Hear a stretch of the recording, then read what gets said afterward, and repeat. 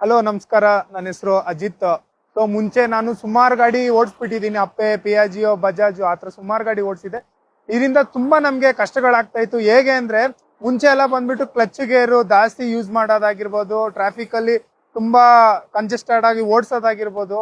ಮತ್ತೆ ತಿಂಗಳಿಗೆ ನನಗೆ ಏನಿಲ್ಲ ಅಂದ್ರೂ 1,500 ಆಯಿಲ್ ಚೇಂಜು, ಮತ್ತೆ ನೀವು ಏನಾದ್ರು ರಫ್ ಯೂಸ್ ಮಾಡಿದ್ರೆ ಕ್ಲಚ್ ಕೂಡ ಅವಾಗ ಹೋಗ್ಬಿಡುತ್ತೆ. ಅವಾಗ ಒಂದ್ 3 ತಿಂಗಳಿಗೆ 20,000 ರೂಪಾಯಿ ನೀವು ಕ್ಲಚ್ಗೆ ಇಡಬೇಕಾಯ್ತದೆ. ಈಗ ನಾನು ಈ ಗಾಡಿ ತಗೊಂಡಿರೋದ್ರಿಂದ ಈ ಗಾಡಿ 15 ನಿಮಿಷಕ್ಕೆ ಚಾರ್ಜ್ ಆಗೋದ್ರಿಂದ ನೀನು ಎಷ್ಟು ಬೇಕಾದ್ರೆ ಓಡಿಸ್ಕೋಬಹುದು ಅನ್ನೋ ನನಗೆ ಫೀಲ್ ಬಂದ್ಬಿಟ್ಟಿದೆ. ನೀವು ಎಷ್ಟು ಬೇಕಾದ್ರೂ ಚಾರ್ಜ್ ಮಾಡ್ಕೋಬಹುದು, ಅನ್ಲಿಮಿಟೆಡ್. ಆದ್ರಿಂದ ಧೈರ್ಯವಾಗಿ ನಾನು ಎಷ್ಟು ಕಿಲೋಮೀಟರ್ ಬೇಕಾದ್ರೂ ಕವರ್ ಮಾಡ್ಬೋದು, ಎಷ್ಟು ದೂರ ಪಿಕಪ್ ಇದ್ರೆ ಕೂಡ ನಾನು ಹೋಗ್ಬೋದು, ನಾನ್ ಸ್ಟಾಪ್ ನೈಟ್ ಎಲ್ಲ ಕೂಡ ನಾನು ಓಡಿಸ್ಬೋದು. ಆದ್ರಿಂದ ತುಂಬಾ ನನಗೆ ಸೇವಿಂಗ್ಸ್ ಆಗ್ತಾ ಇದೆ. ನಾವು ಒಂದ್ ದಿವಸಕ್ಕೆ ಸುಮಾರು 3,000-4,000 ಕೂಡ ನಾನು ಮಾಡ್ತೀನಿ. ಇದರಲ್ಲಿ ನನಗೆ ಹತ್ತತ್ರ ಬಂದ್ಬಿಟ್ಟು 3,000 ನನಗೆ ಪ್ರಾಫಿಟ್. ಯಾಕಂದ್ರೆ ಇದರಲ್ಲಿ ₹1 ಖರ್ಚಿರಲ್ಲ. ಬ್ರೇಕ್ ಶೂ ಬಿಟ್ರೆ ಬೇರೆ ಯಾವ್ದೇ ರೀತಿ ಇಂಜಿನ್ ಆಯಿಲ್, ಕ್ಲಚ್ ಕೇಬಲ್, ಮತ್ತೆ ಗೇರ್ ಹಾಕೋದಿರ್ಬೋದು, ಗ್ರೀಸಿಂಗು, ಇದೆಲ್ಲ ಯಾವ್ದೇ ರೀತಿ ಪ್ರಾಬ್ಲಮ್ ಇಲ್ಲ. ಇಲ್ಲಿವರೆಗೂ ನಾನು ಈ ಗಾಡಿಯಲ್ಲಿ ಓಡಿಸಿ ಅಮ್ಮಮ್ಮ ಅಂದ್ರೂ ಒಂದು 6 ತಿಂಗಳಿಗೆ ನಾನು 3 ಲಕ್ಷವರೆಗೂ ದುಡಿದಿದ್ದೆ. ಅಂದ್ರೆ ಗಾಡಿದ ಬಂಡವಾಳನೇ ನಾನು ತೆಗೆದುಬಿಟ್ಟಿದ್ದೀನಿ.